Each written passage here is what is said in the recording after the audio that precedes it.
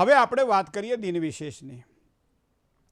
સામાન્ય રીતે દરેક તિથિઓને આપણે તિથિ માનતા હોઈએ છીએ, પણ અમુક તિથિ આપણા માટે શ્રેષ્ઠ હોય છે। જન્માષ્ટમીની વાત કરો તો એ શ્રેષ્ઠ તિથિ છે, રામનવમીની વાત કરો તો શ્રેષ્ઠ તિથિ છે, મહાશિવરાત્રિની વાત કરો તો શ્રેષ્ઠ તિથિ છે, હોળીની વાત કરો તો એ શ્રેષ્ઠ તિથિ છે।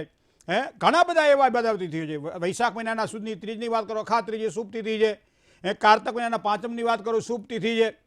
આ બધી તિથિઓની અંદર એ તો આવતી રહેતી હોય છે, પણ એક એવી તિથિ આજના દિવસ માટે આપણને આપી છે પરમાત્માએ કે જેની આજે ખૂબ જ મહત્તા વધી જાય છે। આજે ખૂબ જ એ તિથિ પ્રત્યે તમે જુઓ કે આજે શિવ નામનો યોગ, મતલબ ભગવાન શિવને પ્રીતિ માટે, પ્રાપ્તિ માટે। હવે બીજું કે પરિવારની અંદર કોઈપણ પ્રકારના પ્રશ્નોમાં મોટા ભાગે પિતૃદોષને આપણે માનતા હોઈએ છીએ, કારણ કે બહુનામ જન્મના અંતે કેટલા જન્મોના કરેલા કર્મ પિતૃઓ આપણા જ્યારે શરીર છોડીને ગયા હોય અને એવા સમયે અધૂરી કોઈ વાસનાઓ જઈ રહી જતી હોય, જે સંતાનો પાસે અપેક્ષા રાખતા હોય, ક્યારેક ક્યારેક જન્મકુંડળીની અંદર તમને દેખાતી હોય, આવા સમયે આ પિતૃદોષ થતા હોય ત્યારે પાણીના સપના આવવા, રાત્રે અચાનક ઉઠી જવું, પછી ઊંઘ ના આવી, કારણ વગરના ટેન્શનો થવા, આખો દિવસ વિચારો કર્યા કરવા, ખોટા વિચારો કર્યા કરવા, ક્રોધ વધી જાય, માનસિક ચંચળતા વધી જાય, પછી જે આવે એના ઉપર ગરમી અને ગુસ્સો નીકળે, ધંધાની અંદર પણ ધ્યાન ન આપી શકાય, વ્યવહારમાં વ્યવસાયની અંદર ક્યાંક ને ક્યાંક આમ લાગે કે ભાઈ પનોતી બેહી ગઈ કે શું થયું ખબર કેમ નથી પડતી। પણ મિત્રો આ વસ્તુ એવી છે કે જે સમજાય, બરાબર છે, કોઈને બતાવી નથી શકાતી। આ કોઈ પ્રત્યક્ષ પ્રમાણ એવું નથી કે બતાવી શકે કે લો આ તમે ખાઓ, આ તો મોઢામાં મૂકો ને તમને ગળપણ લાગે તો એને ગોળ કહેવાય। પણ પરિસ્થિતિ જ્યારે વિકટ થાય અને એવા સમયે વિકટતામાં વૃદ્ધિ થાય ત્યારે સમજી લેવાનું પિતૃઓની અવકૃપાનું કારણ હોઈ શકે, અને એટલા માટે આ અમાસને પિતૃઓની તિથિ માનવામાં આવે છે। કોઈ પણ કામકાજ કરવું તો અમાસના દિવસે થાય, અને એમાં પાછી તો સોમવતી અમાસ, તો સોમવતી અમાસના દિવસે ભગવાન શિવની ઉપાસના કરવામાં આવે તો સારામાં સારા ફળની પ્રાપ્તિ થાય છે। તો અમાસ અને શિવ પૂજાનું ફળનું મહત્વ શું છે એ વસ્તુ આજે આપણે જાણવી છે। બીજી વાત છે ભગવતીમાં પાર્વતીની પૂજા, ઉમાની પૂજા પણ દાંપત્ય જીવનમાં સુખમાં વૃદ્ધિ કરે છે। તો આ ઉમા પાર્વતીની પૂજા જેને કહેવાય કઈ રીતે કરી શકાય દાંપત્યજીના સુખમાં વૃદ્ધિ માટે, ઉમાની પૂજા કઈ રીતે થઈ શકાય, શિવ પાર્વતીની પૂજા કહી શકાય। બીજી વાત છે માનસિક અશાંતિ। માણસના જીવનમાં જ્યારે પણ માનસિક અશાંતિ નિર્માણ પામે ત્યારે કોનું અનુષ્ઠાન કરવું, કોની પૂજા કરવી, કોના મંત્ર જાપ કરવા, એ બધી જ વસ્તુઓને આપણે જાણતા હોઈએ છીએ, પણ છતાં ક્યારેક કરતા નથી હોતા। જાનામી ધર્મમ નચમે પ્રવૃત્તિ, જાનામી અધર્મમ નચમે નિવૃત્તિ। આ દુર્યોધનની વાત હજી સુધી આપણે વાગોડી રહ્યા છીએ કે ધર્મને જાણીએ છીએ, ભગવાનના મંદિરમાં જવું જોઈએ, પૂજા કરવી જોઈએ, દર્શન કરવા જોઈએ, આ બધું બીજા માટે નથી, મારા મનની શાંતિ માટે છે। પણ છતાંય આપણે જાનામી ધર્મમ પણ નચમે પ્રવૃત્તિ, હવારમાં ઉઠાતું નથી, મંદિર જવાતું નથી, પૂજા થતી નથી, અને જાનામી અધર્મમ નચમે નિવૃત્તિ, એવા ન કરવાના કામ દિવસ દરમિયાન કરતા હોઈએ છીએ, જેના કારણે આપણો દિવસ ક્યાં પસાર થઈ જાય ખબર પડતી નથી। અને આવા સમયે જ્યારે માનસિક અશાંતિનું નિર્માણ થતું હોય ત્યારે શિવની આરાધના શ્રેષ્ઠ, શિવાર્ચન શ્રેષ્ઠ સારા પરિણામ આપે છે। હવે ત્રીજી વાત સાંસારિક જીવનની આવે છે વિવાહની। વિવાહની અંદર જ્યારે બાધા ઉત્પન્ન થતી હોય, વિવાહની અંદર જ્યારે સારો કે વ્યક્તિ પ્રાપ્ત ન થતો હોય, સારી કન્યા પ્રાપ્ત ન થતી હોય, બરાબર છે, સારી કન્યાને તો આપણે સુકન્યા કહી શકીએ છીએ, પણ સારા પતિને શું નથી કહી શકતા, બરાબર ને। પણ આ બધી વસ્તુ આપણે જાણતા હોય મિત્રો, વિવાહ બાધાના દોષને દૂર કરવા માટે શું શિવની પૂજા શ્રેષ્ઠ છે? તો આ બધી જ વાતોને કરીએ આપણે। પુષ્પદંતાચાર્યજી મહારાજે લખ્યું છે કે મહિમ્ન પારંતે પરમ વિદુષો યદ્ય સદ્રશી સ્તુતિર બ્રહ્માદીનામ અપિ તદ વસન્નાત વૈગિર યથા વાચ્ય સર્વસ્વમતિ પરિણામા વધિગુણન મમાપ્યે સસ્તોત્રે હરનિરપવાદ પરિકર। પ્રભુ તારો પાર ન પામીએ, કેવી રીતે તારા પારને પામીએ, કેવી રીતે તારા ગુણને કહીએ? ન જાનામી મંત્રમ, ન ચ સ્તોત્ર મંત્રમ, ન જાનામી પૂજા, કાંઈ માં ભગવતીને પ્રાર્થના કરી કે હે માં મને કાંઈ આવડતું નથી, પણ તારા ચરણમાં બેસીએ અને બધા જ મારા પાપને દૂર થાય છે, આવી એક પવિત્ર ભાવનાથી જ્યારે પૂજા કરવામાં આવે ત્યારે એ પૂજાને શ્રેષ્ઠ પૂજા માનવામાં આવે છે। ક્યારેક ક્યારેક કદી વસ્તુ હાથમાં ના હોય અને શિવ મંદિરમાંથી નીકળ્યા હોય, હાથ જોડી ભગવાનની માનસી પૂજા કરી શકીએ છીએ। માનસી પૂજાનું શાસ્ત્રમાં બહુ મહત્વ આપવામાં આવેલું છે, અને એમાંય માનસી પૂજામાં જ્યારે શિવની માનસી પૂજા જ્યારે આવતી હોય, ભગવાન શ્રી શંકરની માનસી પૂજા આવતી હોય ત્યારે એ માનસી પૂજાનું રત્ન કલ્પિત માસનમ હિમજલે સ્નાનંચ દિવ્યાંબરમ નાના રત્ન વિભૂષિતમ મૃગમદા મોદાંકિતમ ચંદનમ જાતિ ચંપક બિલ્વ પત્ર રચિતમ પુષ્પંચ ધૂપમ તથા દીપમ દેવ। કેવા મંત્રો મીઠા લાગે છે, તમે જુઓ તો ખરા, કંઈ જ હાથમાં નથી અને છતાંય જણ આખો રસથાળ લઈને પરમાત્માની પાસે જઈએ છીએ। સુંદર સુંદર અલંકારો, આભૂષણો ધરો છે, ભગવાનને જે પ્રિય છે, બિલીપત્ર પ્રિય છે, ભગવાનને ધતુરો પ્રિય છે,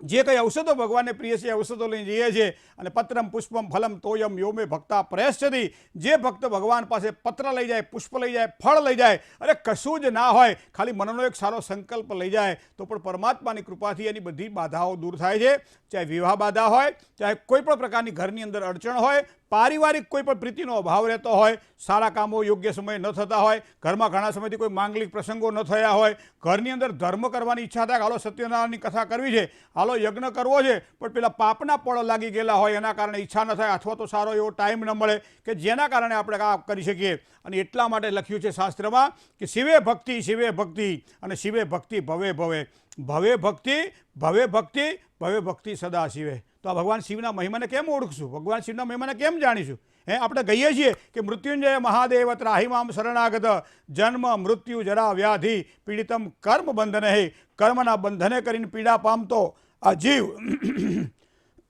જ્યારે જન્મ મૃત્યુ જરા એટલે કે રોગ અને વ્યાધિથી જ્યારે પીડાતો હોય ત્યારે તો ભગવાન શિવના આરાધના સિવાય કોનું આરાધન કરવું જોઈએ તવ તત્વમ ન જાનામી કિદ્રશોષી મહેશ્વર હે પરમાત્મા હે મહેશ્વર તારા તત્વને અમે જાણતા નથી કિદ્રશોષી તું ક્યાં રહે છે એની પણ ખબર નથી પણ યાદ્રશોષી મહાદેવ તાદર્શાય નમો નમઃ આ મહિમ્ન સ્તોત્રની અંદર પુષ્પદંતાચાર્યજીએ આ બનાવેલા સ્તોત્રની અંદર આ વસ્તુનો ઉલ્લેખ કરવામાં આવેલો છે કે તારા તત્વને જાણતા નથી તું ક્યાં વસે છે એની ખબર નથી પણ જ્યાં છે તું ત્યાં મારા પ્રણામને સ્વીકાર કરજે મારા દોષોને દૂર કરજે મિત્રો આ દોષ દૂર કરવાવાળા પરમાત્માની આજે અમાવાસ્યાની તિથિ અને એમાં પિતૃઓને ખાસ યાદ કરીએ મઘા નક્ષત્ર પિતૃઓનું નક્ષત્ર છે અમાસી પિતૃઓની તિથિ છે આવા સમયે કોઈ પણ આપણા કરેલા કર્મ અથવા તો આપણા પૂર્વજોના આશીર્વાદ પ્રાપ્ત કરવાના હોય ત્યારે આજના દિવસે બીજું કશું જ ન કરાય એક વખત અચૂક 12 વાગ્યા પહેલાં ભગવાન શિવના મંદિરમાં જવું શિવાલયમાં જવું ભગવાન શ્રી ભોળાનાથને જ્યારે જળ ચડાવવાનું હોય એ પહેલાં થોડું દૂધ ચડાવવું જોઈએ પય પૃથિવ્યામ પય ઔષધીકુ પયો દિવ્યંતરિક્ષે પયો દાહ પયસ્વતિ પ્રદિશ સંતુ મહ્યમ હે કામધેનુ સમુત્પન્નમ સર્વેશામ જીવનમ પરમ પાવનમ યજ્ઞ હેતુ ચ પય સ્નાનાર્થ સમર્પિતમ ભગવાન શિવને પય કહેતા દૂધથી જ્યારે અભિષેક કરતા હોઈએ અને દૂધની અંદર જે મીઠાશ છે દૂધની અંદર જે શીતળતા છે એ શીતળતા બીજે ક્યાંય જોવા ન મળે મિત્રો એક પાણીમાં શીતળતા જોવા મળે જે પીવાથી રાહત થાય છે અને એક દૂધને પીવાથી એમ કહેવાય છે કે માણસના જીવનમાં રાહત થાય છે અને એ દૂધ ભગવાન જ્યારે શિવની આરાધના કરતા હોઈએ ચડાવતા હોઈએ ત્યારે મૃત્યુંજય મંત્રનો જાપ કરતાં કરતાં ભગવાન શ્રી શિવને દૂધથી અભિષેક કરવામાં આવે કાળા તલ ચડાવવામાં આવે સફેદ તલ ચડાવવામાં આવે અને પછી જળની ધારા જલધારા શિવપ્રિય ભગવાનને જળની ધારા અર્પણ કરવામાં આવે વિચાર તો કરો કે સમુદ્ર મંથન વખતે જ્યારે ભગવાને વિષ પીધું હશે અને એવા સમયે ગળાની અંદર નીલકંઠ કહેવાયા એવા સદાશિવના ગળાની અંદર જ્યારે એક જ્વલન ઉત્પન્ન થઈ હશે અને એવા સમયે દેવતાઓ સમુદ્રમાંથી પાણી લાવી અને ભગવાન શિવ પર નાખતા હશે એ દેવતાઓનો એક દિવસ એટલે આપણો આખો એક મહિનો અને એટલા માટે આ એ જ દિવસ છે કે જેમાં દેવતાઓએ ભગવાન શિવની આરાધના કરી હતી અને માટે શ્રાવણ મહિનો આપણા માટે પવિત્ર માનવામાં આવે છે શ્રવણ નક્ષત્ર એ કૃષ્ણ પક્ષની પ્રતિપદાથી શરૂ થાય માટે આ માસનું નામ શ્રાવણ પડ્યું દરેક વસ્તુઓનું મહત્ત્વ જ્યોતિષશાસ્ત્રના આધારે આપણે જોઈ શકીએ છીએ અને એ પ્રમાણે અલગ અલગ આરાધનાઓ અલગ અલગ પૂજાઓ અલગ અલગ મહિનાઓમાં આપણા ઋષિમુનિઓએ આપણને આપેલી છે અને એવી જ આ શ્રાવણ મહિનાની પવિત્ર જે શિવ પૂજા જે છે એ શિવ પૂજા શ્રાવણ મહિનામાં જે વ્યક્તિ કરે છે હે શંભુ ચરણે પડી માંગુ ઘડી રે ઘડી કષ્ટ કાપો દયા કરી દર્શન શિવ આપો દ્રષ્ટિમાં તેજ અનોખું સારી સૃષ્ટિમાં શિવરૂપ દેખું આ ભગવાનની આનાથી વધારે પૂજા શું હોઈ શકે જ્યાં જ્યાં નજર મારી ઠરે યાદી ભરી ત્યાં આપની આંસુ મહીએ આંખથી યાદી ઝરે આ બધા તત્વો ભગવાનની પાસે જવાના છે મિત્રો અને એવા સમય આજના અમાસ કદાચ રોજ ન જવાતું હોય તો આજના દિવસે ભગવાન શિવના શિવાલયમાં જજો ભગવાનની આ રીતે પૂજા કરજો સરસ મજાનો દીપ જલાવજો સામાન્ય રીતે દીવાનું મહત્ત્વ ખૂબ જ છે કારણ કે દીવો એ કર્મનો સાક્ષી છે તમે જ્યારે કોઈ પણ કામ કરતા હોય ત્યારે કર્મના સાક્ષી તરીકે તમારે અગ્નિને રાખવો પડે છે અગ્નિર ગુરોર દ્વિજાતિનામ વર્ણાનામ બ્રાહ્મણો ગુરુ હંમેશા કોઈ પણ સારું કર્મ કરે ત્યારે બ્રાહ્મણ દેવ અગ્નિની ઉપાસના કરે છે અને દીવા સ્વરૂપે અગ્નિને પગે લાગે છે શું કહે છે કે શુભમ કરો તું કલ્યાણમ આરોગ્યમ ધન સંપદા શત્રુબુદ્ધિ વિનાશાય દીપ જ્યોતિર નમોસ્તુતે આવા દીવાને નમસ્કાર કરવાના હોય છે મોટાભાગે ધૂપનો આશ્રય લેવો ઘરમાં અથવા મંદિરમાં કોઈ પણ જગ્યાએ જઈએ ત્યારે ધૂપને આપણે અગરબત્તી સમજીએ છીએ અગરબત્તીની અંદર જે સામાન્ય રીતે અંદર જે સળી આવે છે ને એ સળી વાંસની આવે છે મોટા ભાગે વાંસની સળી જોવા મળે છે અને વાંસની સળીમાં એમ કહે છે કે આ વિજ્ઞાન એવું કહે છે કે એની સળગે ને પછી એની અંદરથી